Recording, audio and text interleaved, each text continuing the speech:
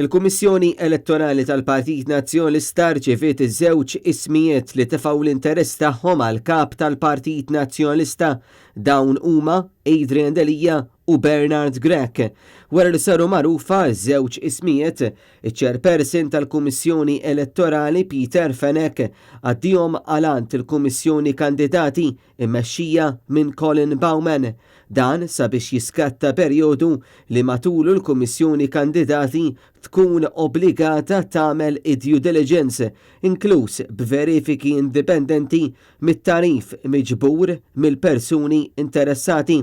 Dan il-proċess mistenni isir bis-sem ta' persuni responsabbli u esperti f'dan il-qasam maħtura mill-istess kummissjoni.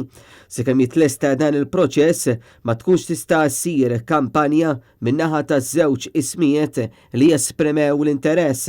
Il-Kummissjoni Elettorali kienet bdiet tilqa' l-ismijiet wara l-Kunsiliera tal-Partit fil-Kunsill Ġenerali Straordinarju li ttella fl-ewwel ta' Awwissu ivvutaw biex issir elezzjoni għal kap tal-Partit Nazzjonalista. Il-Kummissjoni kandidati jissanda massimu ta' 6 ġimgħat biex tlesti ir-rapport ta' due diligence u l-idonjetà taż-żewġ persuni. Imbagħad huwa wara dan il-proċess li Adrian Delia u Bernard Grech isiru uffiċjalment kandidati u jibda il-proċess għall-elezzjoni fost it-tesserati fil-Konvenzjoni Ġenerali. Adrian Delia li fl-2017 kien elett biex imexxi l-Partit Nazzjonalista għandu 51 sena u huwa minn Birkirkara huwa ħadem għal snin twal fil-qorti bħala avukat. Anki Bernard Grech huwa avukat u wiċċ sinonimu ma' diskussjonijiet politiċi fuq it-televiżjoni. Grech twieled f'Raħal Ġdid fl-1971 għalkemm trappa b'Irsebbuġa. Id-data tal-elezzjoni li trid teleġġi wieħed minn dawn iż-żewġ ismijiet għad trid titħabbar aktar tard la darba ikunu uffiċjalizzati iż-żewġ kandidati.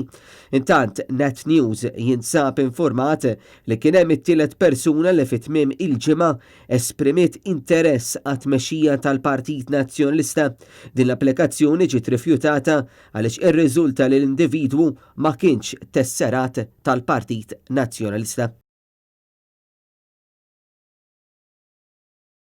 Il-fatt li m'għandniex biżżejjed il-biss protettiv hija sitwazzjoni inkwetanti.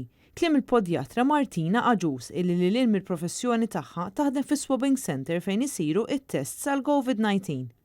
Ilha tagħmel dan mill-bidunet tal-pandemija flimkien ma' tim kbir ta' nies li huma tassew iddedikati, iżda kultant qed iħabbtu wiċċhom ma' sitwazzjonijiet ferm diffiċli. Il-fatt li m'għandniex biżżejjed gowns hija daqsxejn inkwetanti.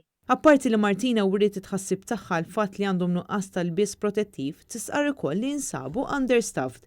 Sa ftit ilu kienu jkunu 2 illi jagħmlu l-swab test. Issa qed tkun biss persuna waħda li toħroġ biex tagħmel dan it-test. Sa ftit ġimgħat ilu konna equipped kif suppost kif għandu jkun biex nagħmlu l-swabbing safely. Però fl-aħħar ġimgħat għalunna li m'għandniex biżżejjed gowns, allura ħajkollna bżonn innaqsu l-ammont ta' nies li jgħinu waqt is-swabbing test. Hija tgħidilna kif sa madwar xahar ilu l-ammont ta' nies li jmorru għat-test kien qed ikun wieħed żgħir, iżda issa s-sitwazzjoni inbidlet kompletament. Martina Aġus spjegatilna wkoll li meta s-sitwazzjoni kienet taħt kontroll u l-każi kienu ferm inqas milli qed ikunu rrapportati f'dawn il-ġranet kienu tnaqsu il-ħaddiema. Ħaġa li l-ħaddiema ma kinux qablu magħha minħabba l-biża' li meta tfaqqa second wave ma kien se jkun hemm ħaddiema biżżejjed. Kif fil-faġġara? We are under a lot of pressure anka aħna biex naġlu irridu mhux biex naġlu irridu we make sure li infection control protocol are followed through every step that we make. Mhux ġast għas-sigurtà tagħna ma' s-sigurtà għall-pazjent biex kulħadd ikun safe waqt is-swab test. Martina tgħidilna li l-maġġoranza tan-nies li jmorru jagħmlu t-test ikunu ansjużi ħafna.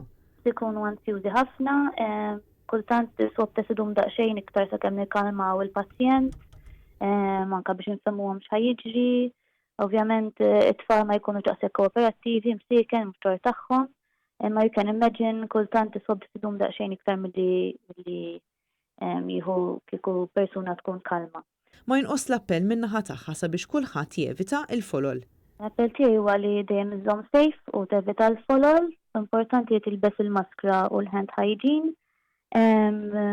Jekk inti taħdem fil-qasam tas-saħħa it is my opinion li tiġi swapped kultant żmien to make sure li inti okay ħabet taqa' ħafna nies vulnerabbli. Ovvjament min ikollu s-sintomi għandu jiġi attest. Marija Francalanza, Annet News.